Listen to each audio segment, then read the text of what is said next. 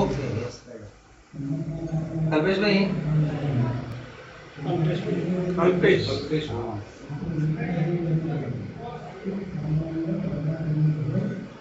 ચાલુ છે બરાબર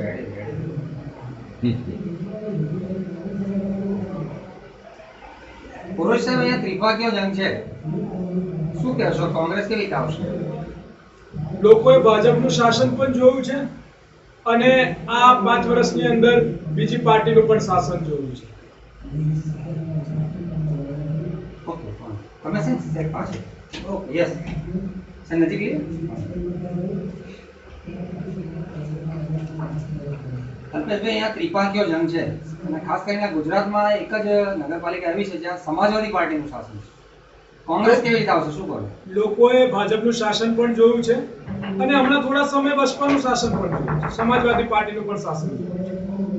કોંગ્રેસ એટલા માટે આવશે કે મોટી વાતો કરનાર અને ખોટી વાર્તાઓ કરનાર લોકોના ચહેરા ઉઘાડા પડ્યા છે. આપ જાણો છો કે કઈ રીતે આ લોકો પ્રજાને લૂંટી રહ્યા છે. જમીનોની બાબત હોય, ટોલ ટેક્સની બાબત હોય, વેરાઓની બાબત હોય, વ્યવસ્થાની બાબત હોય, એજ્યુકેશનની બાબત હોય યા રોજગારની બાબત હોય, કાળા મોઢા પર કાળા કપડા બાંધી અને લોકોને ઉલ્લુ બનાવવા સિવાય આ કોઈ પણ પાર્ટીએ કશું કામ નથી કર્યું. જનતા જાણી ચૂકી છે કે આઝાદ થયો દેશ જોડે કશું નહોતું, ત્યારથી આ દેશને જો સંપૂર્ણ રીતે સમૃદ્ધ બનાવ્યો હોય તો એ ભારતીય રાષ્ટ્રીય કોંગ્રેસ છે, ના કે ભારતીય જનતા પાર્ટી કે ના અન્ય કોઈ પાર્ટી. પ્રજા સત્યને સાથ આપશે અને ખરેખર કોંગ્રેસનો અહીંયા વિજય થશે.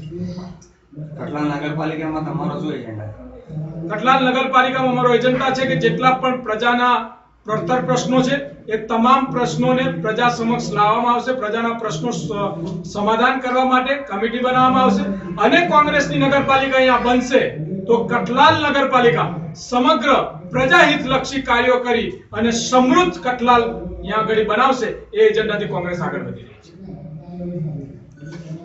છે.